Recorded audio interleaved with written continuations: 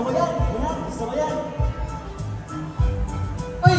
Pastora, hello po! Uy, hello. Sarap, pwede ka ba makausap ngayon? Oo, Clarence, anak. Buti naman, nandito ka na. Siyempre, Pastora, pasensya na Pastora kasi dami kong ginagawa. O siya nga pala yung mga pinagawa ko sa'yo. Tapos mo na ba? Siyempre, Pastora, ako ba? Napaka-basic lang yan sa akin. Ay, baka makalimutan mo yung report sa outreach. Ako, Pastora, nasa table mo na maayos. Wala ka nang alalahanin pa. Anak, at yung tatandaan mo ha. Glory to God. Hindi mo yung ginagawa para sa tao. Ginagawa mo yan para kay Jesus. Ako. Sige, Pastora, mauna na pala ako. May pupuntahan pa ako eh. O mag-ingat ka ha. Ayan si Pastora, maraming morning. Uy, Chief! SK, kamusta? SK, paano yan? Late ka na naman. Buti na lang talaga. Malakas sa hikap. Kap, andito na sa SK. Uy! OSK! Sino? Kap! Sino to, Kap? Wala yan. Nahuli lang namin, nagnanakaw. Kap, uy! Ulis ka! Tama na yan, SK. Nga pala, napakagaganda na ng mga proyekto na ipagawa mo sa ating barangay. Ako pa! Ano ba, Kap? Siyempre, pag ako yung gumagalaw sa barangay, pulido yan. Alam mo naman, takot sa akin lahat dito. Yan tayo eh. Sige, pagpatuloy mo lang yan. At balang araw, mapapalitan ko rin ako. Siyempre naman, Kap! Ano ka ba? Alam mo naman na susuportahan mo ako, di ba? Siyempre naman. Naku, Kap! May klase pa pala ako. Muna na ako, ah. Sige, ingat ka.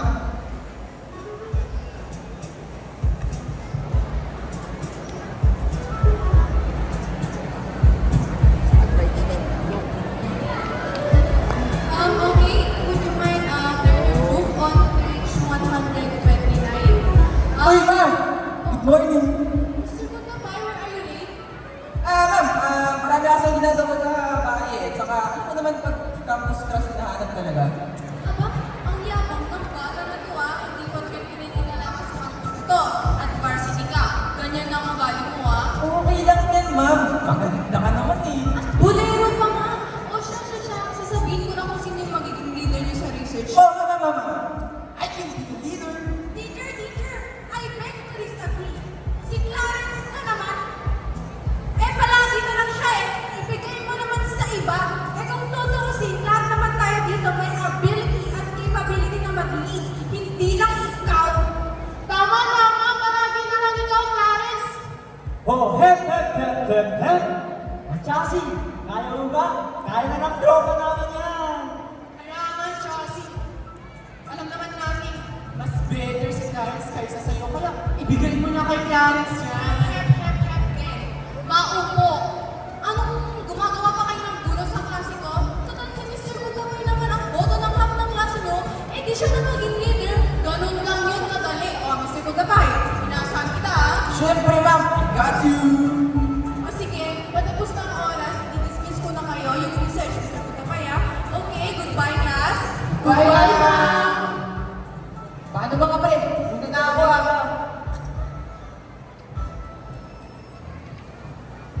Nay! Dito na po ako! Nay, paano po? Kamusta naman ang pag-aaral ng anak ko?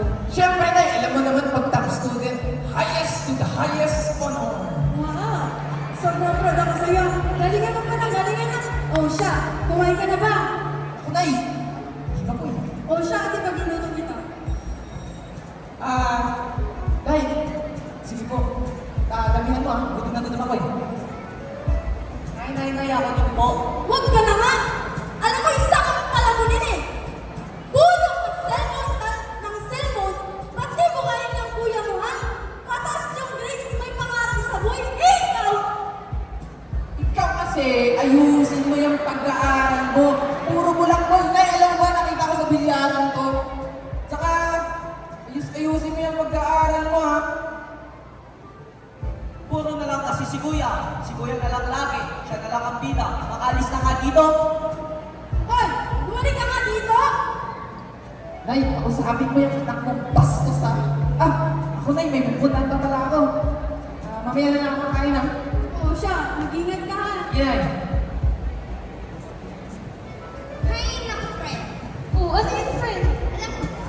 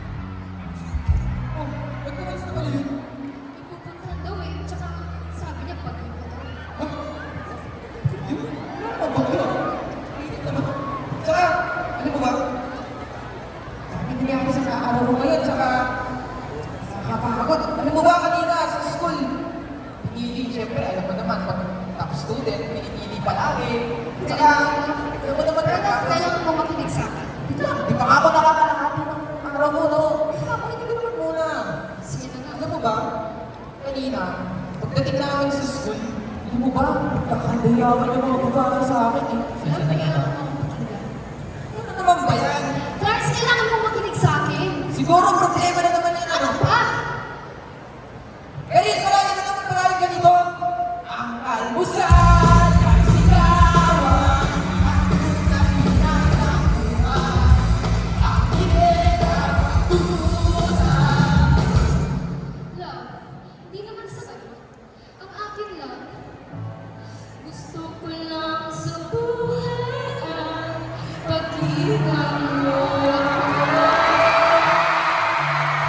Gusto ko lang sa buhay ay pagkita mo ako.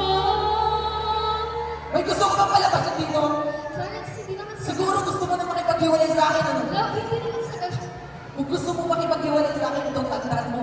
Kung dito kawalan sa akin, kawalan ito sa'yo. Love, teka lang. Akala niyo ba hahabulin mo siya? Akala niyo ba siya lang ang babae dito? Dami nang ipapalit sa kanya. Di niya ba alam? Ako yung pinakagwapo sa school. Di niya ba alam na ako yung pinaka-cute sa school? At dahil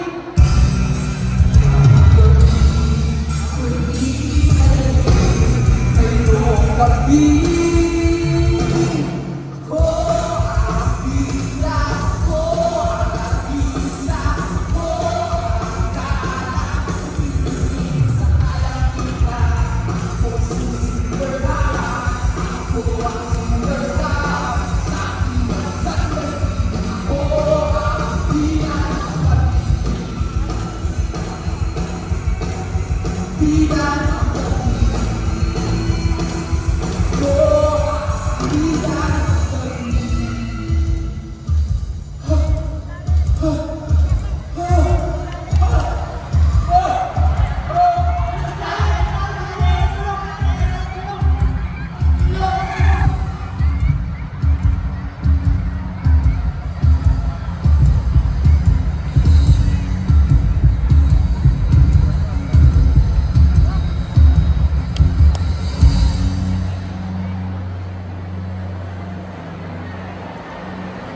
Oh, ano meron dito?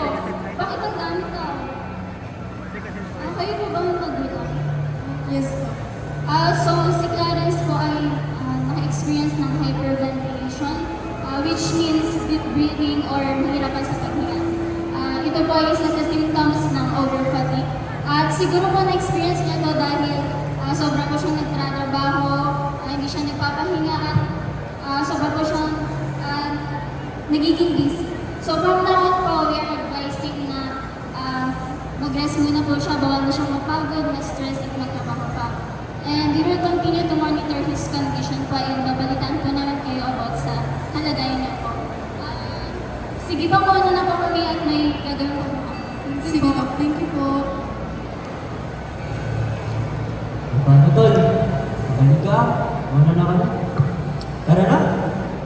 Maghanap na lang tayo ng ibang leader. Hindi na natin siya maasahan.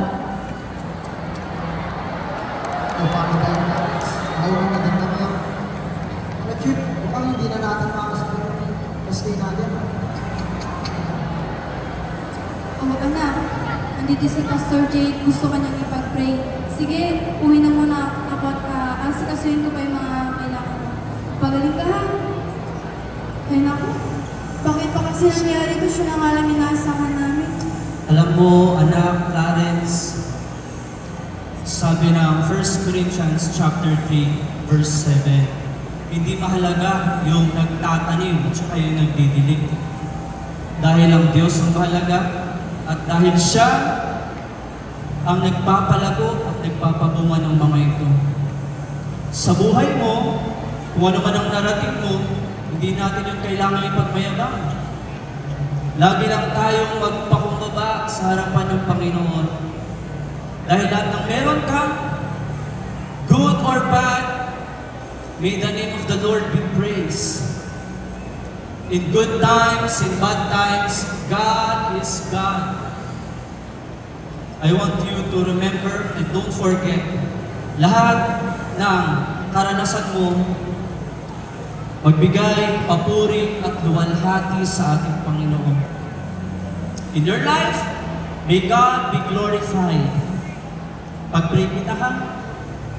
Heavenly Father God, salamat sa buhay na ipinagkalo mo po sa kapatid ko pong ito.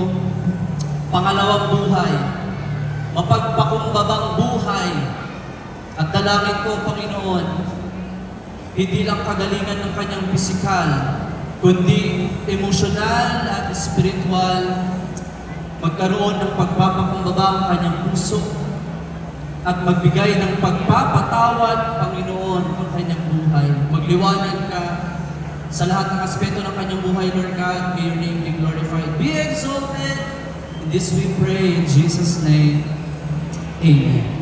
Huwag mong kakalimutan, anak, mahal na mahal ka ng Panginoon. Papagaling ka ha? I will still pray for you.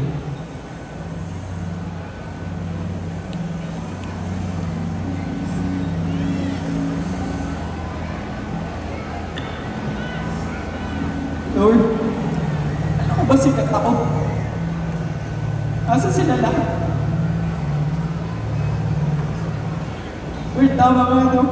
Akala ko, pagaling ako. Akala ko malakas ako. Akala ko kaya ko lahat. Pero hindi pala. Hindi pala, Panginoon.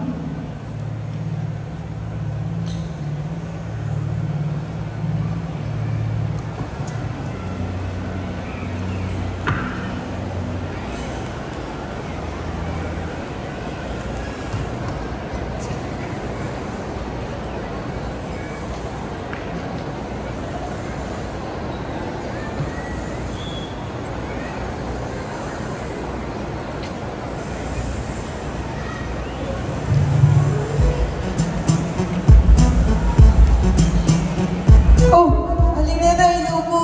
Mag-ingat po kayo. God bless po.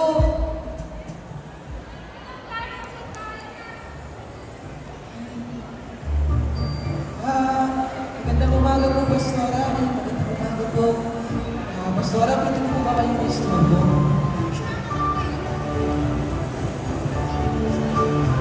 Pastora, may dinayan lang po ako sa church kasi yung mga gamit po natin. Ganun ba? Anak, kamusta na yung team mo para sa preparation ng church anniversary natin? Ako, Pastora, hindi ba po kasi natatapos eh. Pero sa tulong po ng Panginoon at sa mga tulong po ng ating mga kapatid sa loob ng simbahan, nakagawa na po tayo paunti-unti, Pastora, at naayos na po. Pasensya na po, Pastora. Buti naman kung ganun, anak. Siya nga pala. Glory to God. Opo, Pastora. Glory to God. Nga pala, Pastora. Nauna na po ako. May klase pa po kasi ako eh. Sige, mag-ingat ka. Ingat po, Pastora. Wake up, Chip! Hello ba? Bro, magbago ka na.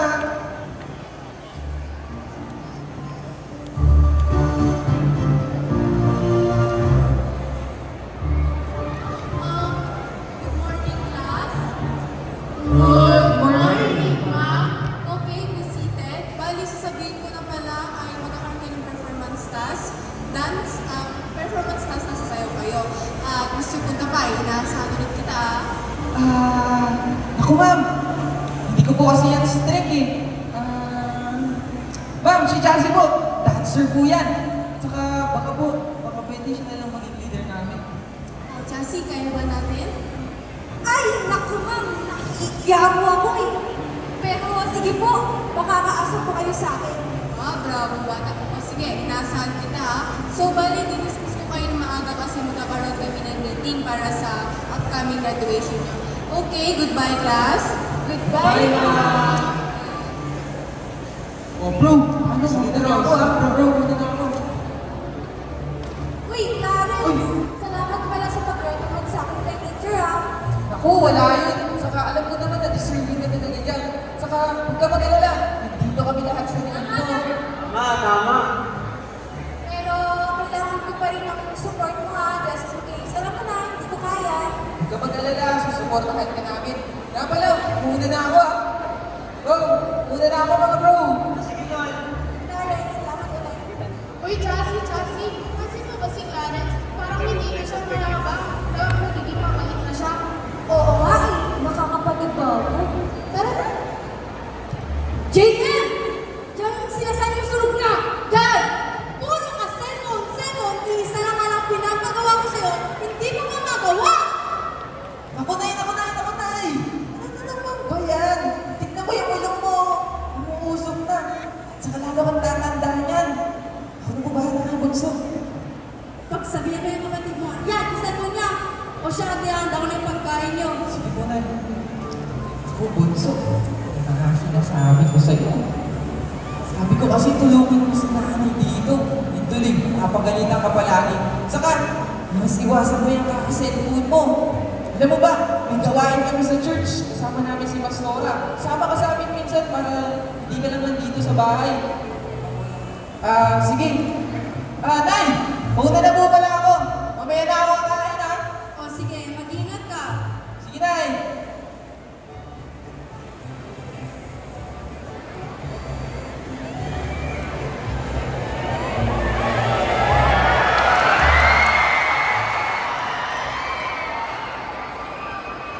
Karin! Hi, kumusta ka? Okay naman. Salamat nga pala at pumayag ka na magkita sa akin. Walang anuman. Alam mo ba, gusto ko humingi ng sorry sa'yo. Kasi, alam mo na, nagkamali din ako. At nagkamali tayo pareho. Alam mo ba, na-realize ko na hindi pa dapat tayo lahat dito eh. Masyado pa tayong bata. Saka, naisip ko na dapat tumutunan natin si Lord. Na dapat tumutunan natin i-glorify si Lord. Alam mo, naiintindihan kita. And tama ka nga, i-glorify muna natin si Lord sa season natin. And mag-focus muna tayo sa parents natin, sa studies natin, sa ministry at kay God. Salamat ha. Naintindihan mo ako. Nga pala, muna na ako. Sige, Pupuntahan pa ako eh. sige mag-ingat ka.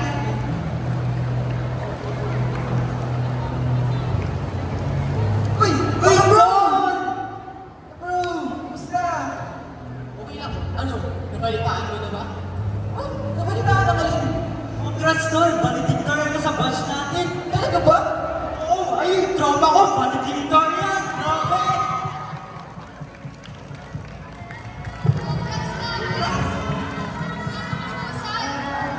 Wait lang guys. Ako. Hindi naman talaga ako yung magaling dito eh. Alam niyo ba kung sino magaling dito? Si Lord yun. Si Lord yung magaling. Bakit? Dahil si Lord ang nagbigay ng lakas sa atin. Si Lord ang nagbigay ng karunungan sa atin. At kung bakit tayo matagumpay ngayon.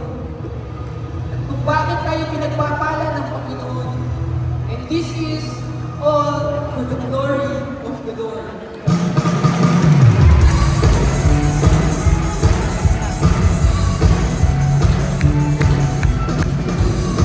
Maaari mo ba tayo kumayo at kapulian natin ang ating Panginoon?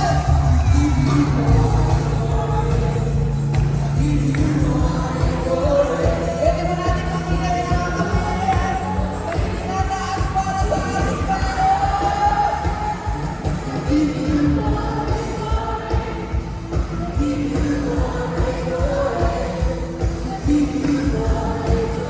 Para kanino?